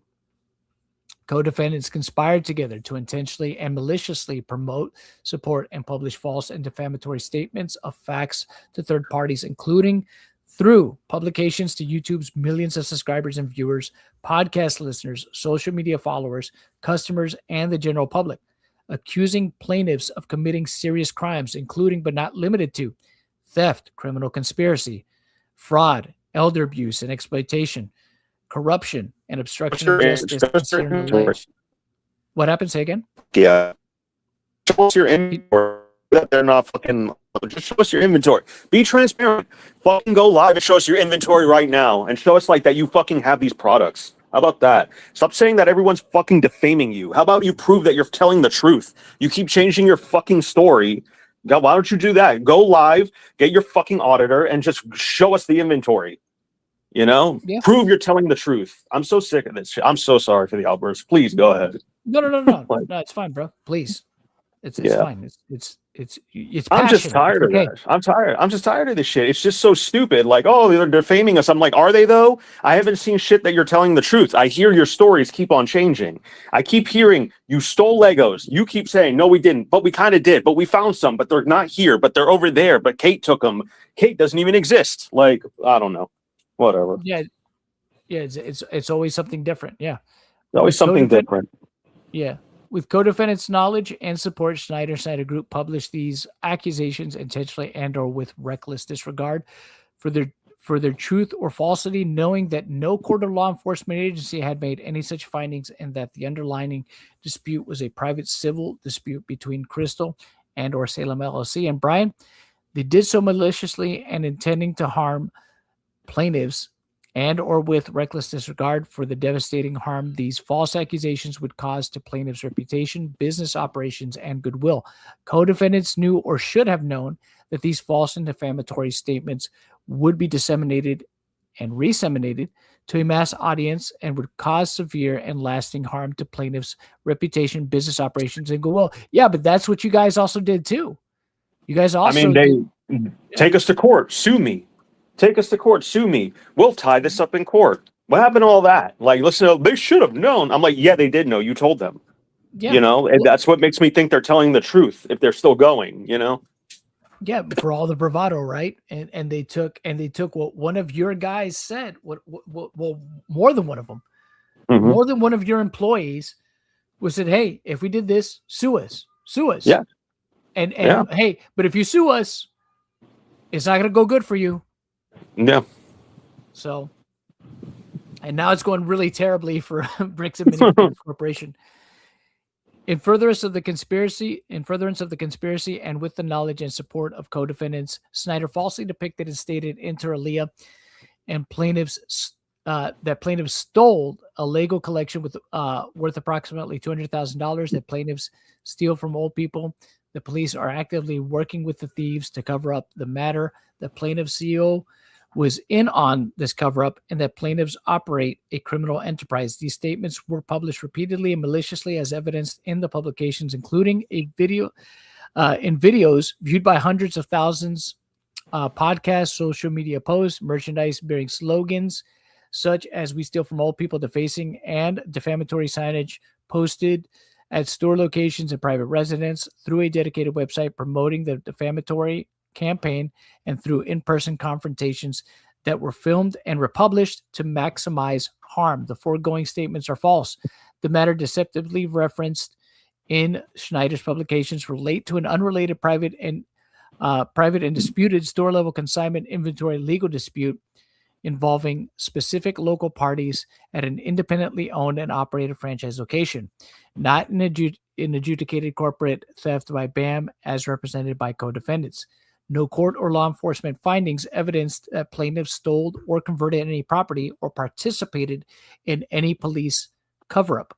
Co-defendants' false statements constitute defamation per se under Utah law because they unambiguously accuse plaintiffs of committing serious crimes, including theft, criminal conspiracy, fraud, corruption, and elderly exploitation, which are statements actionable per se without proof of special damages. That they reference a court case called Jacob versus Bissett, stating that statements are defamation per se have been required to be false and allege criminal conduct on the part of the plaintiff. The accusations of theft and elderly exploitation are particularly egregious because they impute moral turpitude and criminal intent to plaintiffs, impugn plaintiffs' fitness for their profession and trade, and are the type of statements that would naturally and proximately cause pecuniary harm to plaintiffs and their business.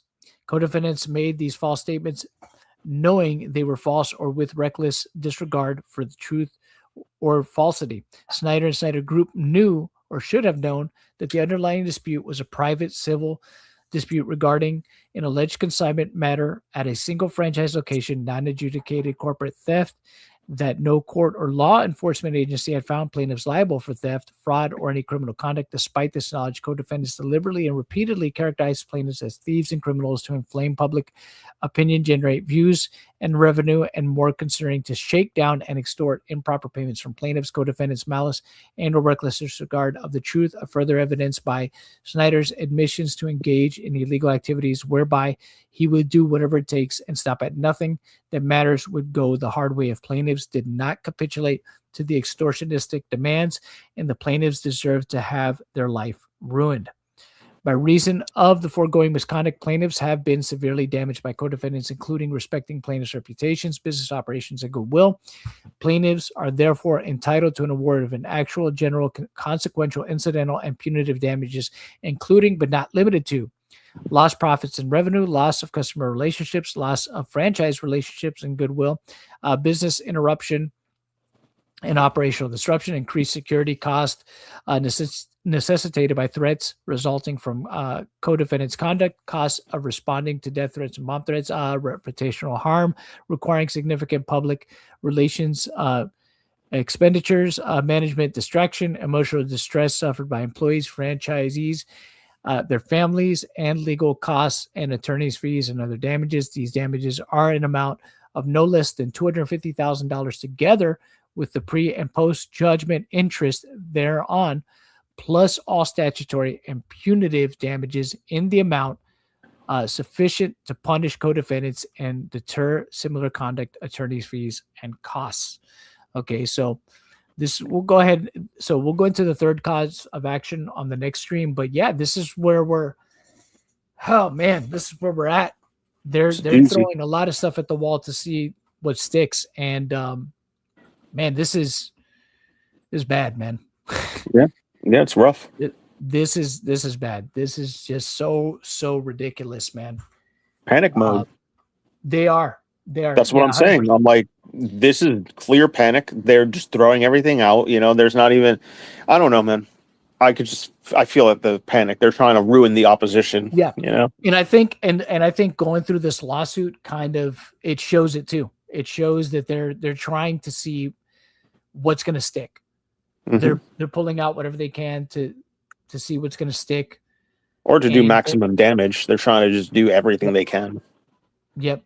Pull out, see what sticks, see what does the most damage. The recent filing with with the TRO and stuff like that, it just further I think solidifies that they know what's up. They're at least they're aware. They're not completely oblivious to what is going on, but they're willing to be dishonest though, for sure. And I think that so far this filing shows that they're willing to have a little bit of a revisionist view of the incidents that took place in order to further the narrative that they want.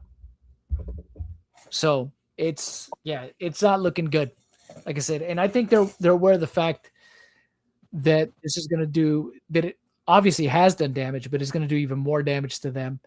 And maybe at this point they're just like, screw it, let's see how much money we can get, and we'll worry about how to rebuild later. They might be. Or maybe it's just personal, John. Maybe it's just personal.